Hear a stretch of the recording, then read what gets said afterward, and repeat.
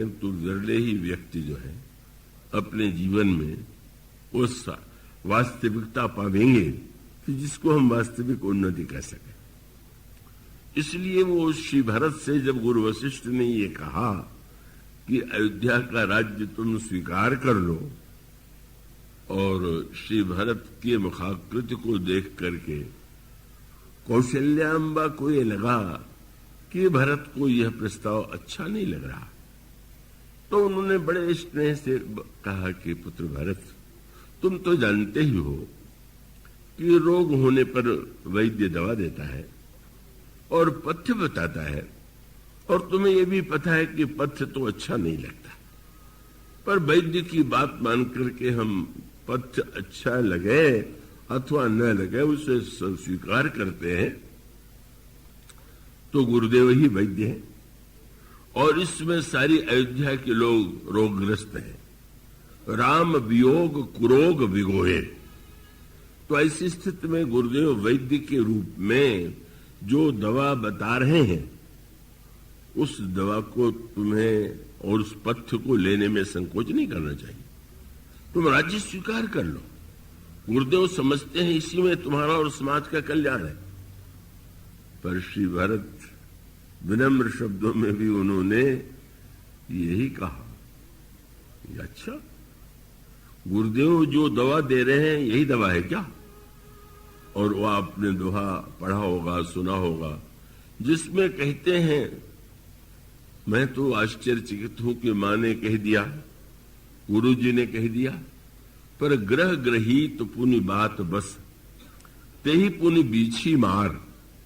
किसी पर ग्रह दशा आई हुई हो, वात रोग का कष्ट हो और बिच्छू मार दे, और ऐसे वैद्य के पास जाए कि जो कहे कि थोड़ा शराब पी लो, नशा ले लो, अफीम ले लो, तो क्या ये दवा है क्या? ये इतना कठोर और विनम्र निवेदन था। उनका तात्पर्य था कि जो समस्या इस समाज में उत्पन्न हुई है, क्या उसका समाधान यही है कि मैं सिंहासन पर बैठ जाऊं? सिंहासन पर बैठ जाना तो समस्या को भुलाना है। सिंहासन के पहले जो घटनाएं घटित हुई, क्यों घटित हुई, क्यों इस तरह की अनर्थकारी घटना घटित हुई, उसके पीछे जो कारण है, अगर उस कारण की खोज किए बिना आप मुझसे राज्य लेने के लिए कहते हैं तो मैं नहीं मानता कि यह कार्य औचित्यपूर्ण है। और उन्होंने प्रश्न किया, गुरु वशिष्ठ और प्रजा से भी प्रश्न किया कि अच्छा आप ये बताइए कि यह जो आप प्रस्ताव कर रहे हैं इसमें आप मेरा हित देख रहे हैं कि समाज का हित देख रहे हैं? वही हित वाला प्रश्न जो कल कहा गया था। उन्होंने ये कहा कि अब राज्य का राजा बनना तो अच्छा लगता ही है लोगों को, लेकिन उन्होंने प्रश्न जो किया वो भी आपने पढ़ा होगा। वे कहते हैं कि मैं ये जानना चाहता हूं कि अगर आप राज्य देना चाहते हैं तो यही ते जानहु मोर हित कै आपन बड़ काज। क्या आप लोगों को लगता है, क्या आप उतावले होकर के राजा पाने के लिए बेचैन नहीं?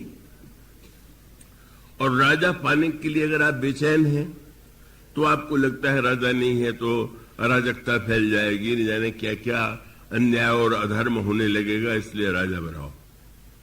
पर श्री भरत ने जो प्रश्न किया कि भला सोचिए, जो राजा स्वयं अन्याय पूर्वक राजा बना हो वो प्रजा को न्याय देगा, इससे बढ़कर के व्यर्थ की धारणा क्या हो सकती है? कहूं सांच सब सुनिपति आहू, चाहिए धर्मशील नर नाऊ। बस यही कह दिया, अगर आप मुझे हित आपन चाहो तो सोई स्नेह जड़ता बस कहो। यह आपकी विवेक शून्यता है। आप सोचिए कि जिस व्यक्ति को राजा बनाने के लिए प्रभु श्री राम को वन भेज दिया गया हो, हमारी महान आदरणीय पूजनीय का श्री जनक नंदिनी को वन में भटकना पड़ रहा हो, लक्ष्मण जैसे महानतम चरित्र और अत्यंत सुकोमल वे आज बन बन भटक रहे हैं। जिस राजा के सिंहासन पर बैठने के लिए इतने लोगों को कष्ट दिया गया, और फिर आप जब कहते हैं कि पिताजी ये चाहते थे तो स्पष्ट ही है कि पिताजी ने अपना प्राण दे दिया। वे मेरे आने तक भी प्रस्तुत नहीं हुए प्राण रखने के लिए, और इसका अर्थ यह है कि ऐसी विपरीत परिस्थिति में आप क्यों कल्पना करते हैं कि आपका हित इस ऐसे राजा से हो सकता है। और उन्होंने याद दिलाया, इतिहास को देख लीजिए, जब भी उतावलेपन में लोगों ने किसी को राजा बना दिया तो तत्काल बना दिया और बाद में फिर पछताने लगे। और उन्होंने कहा कि नहीं नहीं, राजा केवल धार्मिक नहीं होना चाहिए, आप तो धर्मशील होना चाहिए। ये थोड़ा गंभीर शब्द है। धर्म और धर्म चाहिए, धर्मशील नर ना हो। धर्म और धर्मशील का अंतर क्या? जो बुद्धिपूर्वक धर्म का पालन करे वो धर्म है, और धर्म जिसके स्वभाव का अंग बन जाए वो धर्मशील है।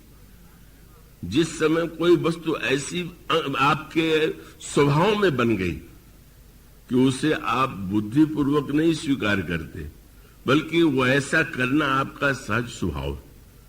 श्री भरत जी का तात्पर्य है, जो लोग बुद्धिपूर्वक धर्म को स्वीकार भी करते हैं तो बाद में बदल जाते हैं, पर बुद्ध धर्मशील तो है कि जो एक बार धर्म छोड़ना भी चाहे तो न छोड़ सके। मानो उससे हो ही नहीं सकता। आप लोग उस राजा के संदर्भ में अगर विचार करके देखते हैं तो मैं नहीं हो सकता। वो तो प्रभु ही है जिनमें महानतम धर्म साकार हो रहा है या धर्मशीलता साकार हो रही है। तो मानो श्री भरत का तात्पर्य यही था कि समस्या के समाधान के लिए व्यक्ति इतना उतावला है कि वो न तो पूर्व पर दृष्टि डालता है न भविष्य पर दृष्टि डालता है, वो तत्काल एक निर्णय लेना चाहता है। श्री भरत ने इसी की दिशा में प्रेरणा किया। उन्होंने कहा, देखिए, जिस राजा को राज्य देने के लिए इतना कुछ किया गया वो कैसे आपका हित करेगा? और अगर आप हमारे हित की बात सोचते हो तो हमारे हित का निर्णय आप लोग मत कर डालिए, वो तो मैं करूंगा।